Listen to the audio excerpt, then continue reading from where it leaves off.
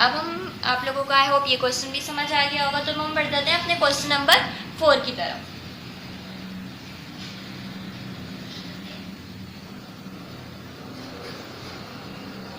Numerical number 4, ठीक है। Numerical number 4 क्या कहता है? A rectangular holding tank 25 metre in length and 15 metre in width is used to store water for short period of time in an industrial plant. If 2980 metre cube water is pumped into tank, what is the depth of water? हमें width दी हुई है, हमें length दी हुई है, हमें क्या calculate करनी है? डेप्थ कैलकुलेट करनी है या हाइट कैलकुलेट करनी है?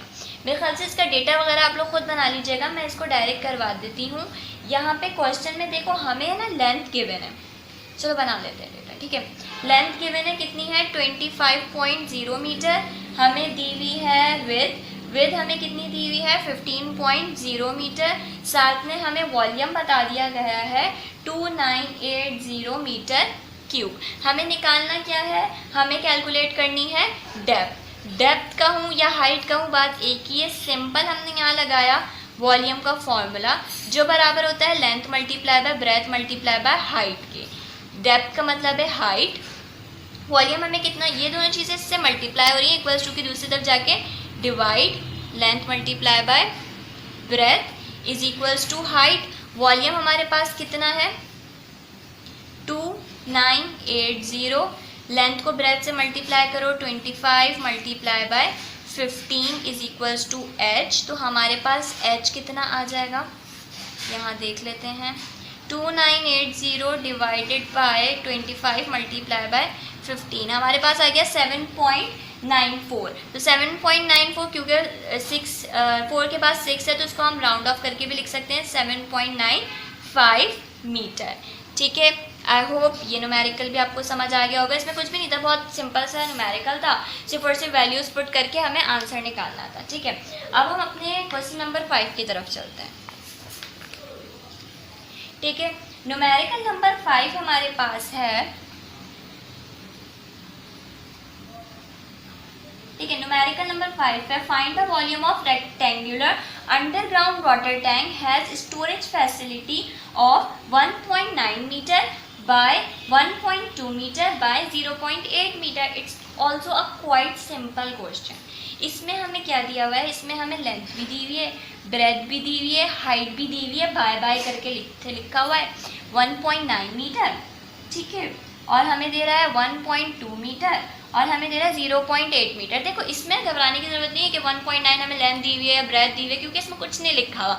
तो आपकी मर्ज़ी है, हाइट को 1.9 लिख लो, ब्रेथ को 0.8 लिख लो, और किसी को भी आप जो है चेंज कर सकते हो, ठीक है। हमें इसमें क्या कैलकुलेट करना है? वॉल्यूम कैलकुलेट करना है। फॉर्मूला लगाया length multiply by breath multiply by height. 1.9 को मल्टीप्लाई करा दो 1.2 से, मल्टीप्लाई बाय 0.8, सिंपल आपके पास आंसर आ जाएगा। हमारे पास आंसर आ रहा है 1.824 मीटर क्यूब, ठीक है।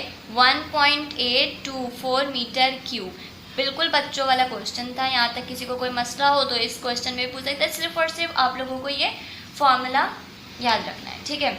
अब हम फिर बढ़ जाते हैं अपने न्यूमेरिकल नंबर 6 की तरफ। तो न्यूमेरिकल नंबर 6 हमसे क्या कह रहा है देख लेते हैं, ठीक है।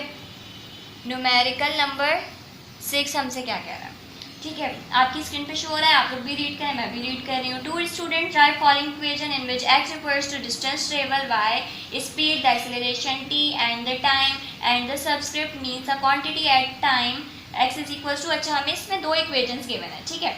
आप लोगों के साथ अभी मैं होमोजेनिटी प्रॉपर्टी की कुछ डिस्कशन करके आई थी इससे पहले के लेक्चर में। तो आई थिंक आप लोगों के लिए बेहतर है कि आप लोग वहाँ से देख लें कि हम किस तरह से जो है अपना होमोजेनिटी प्रॉपर्टी को फाइंड आउट करते हैं। अगर तो हमारे पास इक्वल टू में दोनों तरफ बराबर हो जाता है तो वो करेक्ट होता है। अगर हमारे पास इक्वल्स टू की दूसरी तरफ, मैंने बहुत डिटेल में वहाँ पे बताया है, तो आप लोग पहले अगर न्यूमेरिकल नंबर 6 समझना है तो वहाँ पे जाके कॉन्सेप्ट एक दफ़ा ले लें, फिर इस न्यूमेरिकल की तरफ आ जाएं। तो हमारे पास इसमें हमारे पास x है, x is equals to VT² plus 2AT। इसको हमें देखना है कि ये हमारे पास डायमेंशनली करेक्ट है या नहीं है, और ये हमारे पास डायमेंशनली करेक्ट है या नहीं है। ठीक है, चलो इसको भी सॉल्व करेंगे, इसको भी सॉल्व करेंगे। ठीक है, अब हमारे पास x को इन्होंने क्या कहा है, आपके पास क्वेश्चन में लिखा हुआ है x refers to distance. Distance को हम किस में, लेंथ में लेते हैं। तो यहाँ पर मैं यही लिखूंगी, take left hand side, x को मेरे पास आ गया l के बराबर। फिर यहाँ पर मैं लिखूंगी टेक राइट हैंड साइड। ठीक है, टेक राइट हैंड साइड लिखा, राइट हैंड साइड पे वी स्क्वायर, क्योंकि मैंने कहा था ये प्लस के साइन को हम एंड कंसिडर करते हैं, प्लस नहीं करेंगे। ठीक है, और टू न्यूमेरिकल वैल्यूज़ को हम कंसिडर नहीं करते, ना ही टेंजेंट की वैल्यूज़ को करते हैं, ना न्यूमेरिकल वैल्यूज़ को करते हैं। इस टाइप की हम वैल्यूज़ को डायमेंशनली नहीं देखते। ठीक है, प्लस 280, तो वी स्क्वायर को सबसे पहले लेते हैं। वेलोसिटी हमारे पास किसके बराबर होती है, डिस्टेंस अपॉन टाइम के। डिस्टेंस एस, टाइम टी है तो टी स्क्वायर, एक टी से एक टी कैंसिल, एल हमारे पास क्या है, डिस्टेंस हमारे पास क्या होता है, एल, एल इंटू टी। ठीक है, ये हमारे पास किसका आ गया, वी टी स्क्वायर का। दूसरा हमारे पास क्या है, ए टी, तो हम देख लेते हैं ए टी को। ए हमारे पास क्या है, एक्सेलरेशन, एक्सेलरेशन किसके बराबर होती है, वेलोसिटी अपॉन टाइम के, और ये हमारे पास दूसरा टाइम नहीं है। वेलोसिटी के डायमेंशन क्या होती है, L upon T, L upon T into T, into T, ये किसके बराबर हो गया, टी स्क्वायर के बराबर हो गया, और ये टी। ठीक है, मेरा यहाँ पर लेफ्ट हैंड साइड क्या था, एल, तो ज़रूरी है कि ये भी एल आना चाहिए और ये भी एल आना चाहिए, लेकिन ऐसा कुछ लग नहीं रहा कि ये आएगा, लेकिन चलो देख लेते हैं। एल अपॉन टी, इन सब चीज़ों को जो मैंने एक्स की वैल्यू निकाली थी, वी टी स्क्वायर की वैल्यू मैंने एल इंटू टी निकाली थी, ए टी की वैल्यू मैंने निकाली थी एल अपॉन टी।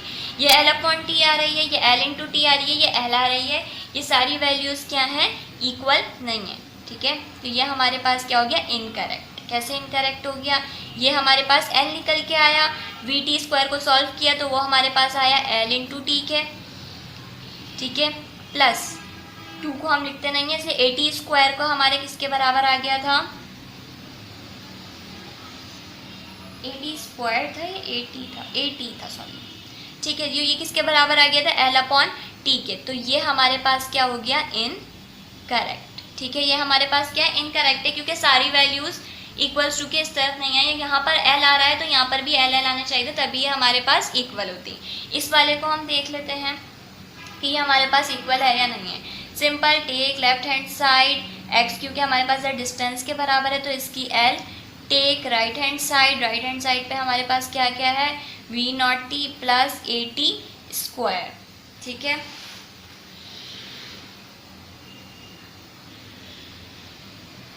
यहाँ पर सिंपल हमने क्या किया, हमने यहाँ पर सबसे पहले वी नॉट टी को लिया।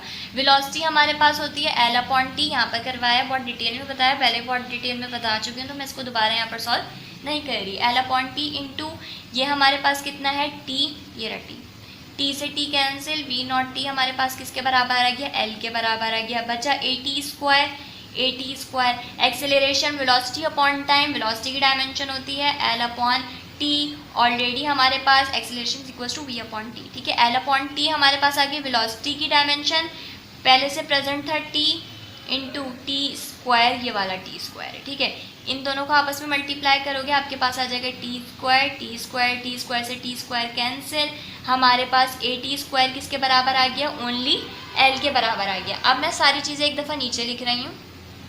ठीक है, 280 स्क्वायर, क्योंकि मैंने कहा न्यूमेरिकल वैल्यूज़ को देखते नहीं है इसलिए मैं यहाँ पर भी नहीं लिखूंगी। एक्स है हमारे पास एल के बराबर, वी नॉट टी बराबर आया है एल के, कॉमा लगाएंगे, यहाँ पर भी कॉमा यूज़ करना है। ठीक है, और 80 स्क्वायर बराबर आ गया एल के, ये सारी चीज़ें आ गई हैं इक्वल, तो ये हमारे पास हो गया करेक्ट। आई होप ये वाला न्यूमेरिकल में भी किसी को कोई मसला नहीं होगा, समझ आ गया होगा। अब हमारे पास बचा है न्यूमेरिकल नंबर 7, 8 and 9. चलो numerical number 7, 8. I hope this video will be helpful for you. If you have any query, as I say it before, drop your comment in the comment section or on Instagram. That's why I share my Instagram link in the description. Thank you.